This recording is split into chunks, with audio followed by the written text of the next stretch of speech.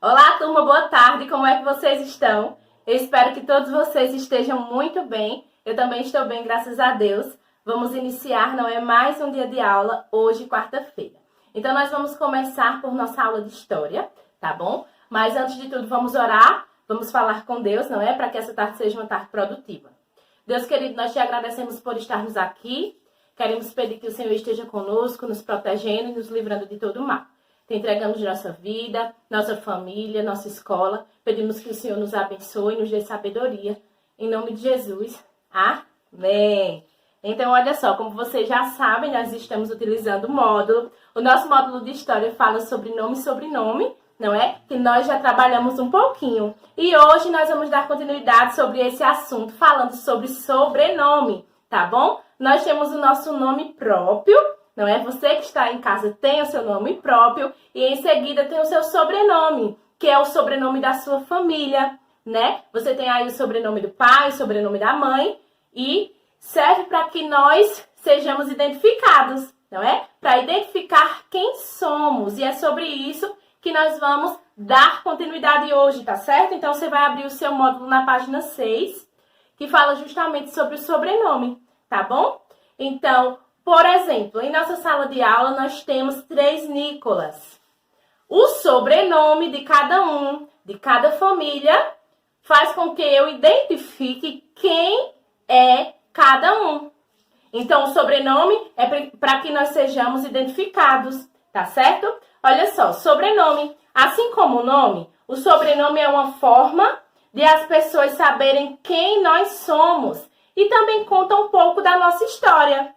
Você pode ter somente o sobrenome da família do seu pai, ou somente o da sua mãe, ou dos dois. Então, é como eu falei, nós temos o sobrenome da nossa família e conta a nossa história, né? E faz com que as pessoas nos identifiquem.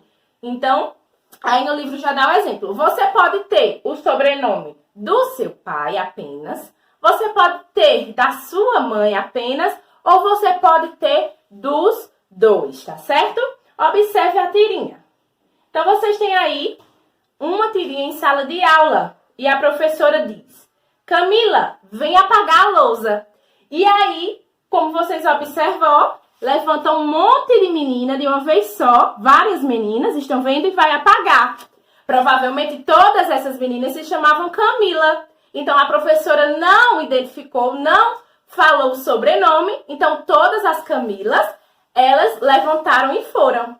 Então, o sobrenome é importante quanto o nome. Porque se ela tivesse dito Camila Souza, por exemplo, seria um sobrenome. Teria provavelmente só uma. Então, o sobrenome faria com que a sala soubesse qual a Camila que essa professora estaria falando. Então, temos aí. Quem a professora chamou para apagar o quadro? Você vai escrever nesse espacinho da letra A. Foi a Camila. O que aconteceu em seguida? Você vai escrever. O que aconteceu? Todas as meninas se levantaram. Todo mundo que se chamava Camila se levantou. C. O que a professora deveria fazer para que essa situação não ocorresse? Justamente o que eu falei anteriormente, né? Falar o nome e o sobrenome da Camila que ela estava querendo que fosse apagar o quadro, tá bom? Então, aí na página 7, vocês terão uma atividade. Assim como Stanislau, que foi o personagem da história que nós vimos, você recebeu um nome quando nasceu. Conte um pouco dessa história. Resiste o que se pede. Então, aí nesse espaço do número 1, você vai colocar o seu nome completo, quantos anos você tem, vai contar um pouco sobre a sua história. Número 2, peça a uma pessoa de sua família que conte a história do seu nome. Pergunte a ela, por que eu tenho esse nome? Então, você vai colocar aí de acordo com o que a pessoa vai falar. Quem escolheu? Você também vai colocar aí. Faça um desenho da história que seu familiar contou sobre o seu nome e compartilhe com os colegas. Então, você tem aí um espaço para realizar o seu desenho, tá bom? A sua ilustração. E agora nós vamos para a página 8. Leia com o professor o texto que conta um pouco sobre as formas de os povos indígenas darem nome aos seus filhos. Nomes de índio. Cada povo indígena tem um costume e uma tradição própria. Por isso, a relação dos índios com seus nomes varia muito. Alguns recebem nomes ligados à natureza, como referências ao sol, à lua, à floresta, aos rios. Em algumas tribos, como a Caiambi, os nomes podem ser trocados várias vezes durante a vida. A criança recebe um nome ao nascer e é batizada de tempos em tempos com outro nome. Então, os indígenas, geralmente, ele tem nome voltado ao sol, à lua, às estrelas, tá bom? As plantas, sempre voltado à natureza. E, dependendo da tribo, eles podem trocar de nome a cada batismo. Assinale os elementos nos quais são inspirados os nomes dos filhos de alguns povos indígenas. Então, vocês têm alguns elementos aí voltados para a natureza e outros não.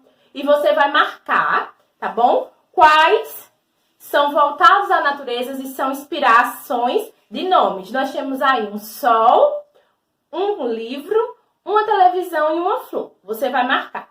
2. Com os colegas, pesquise os 2 nomes ligados à natureza. Nesse momento você não pode fazer com os colegas, mas pode pesquisar aí na sua casa.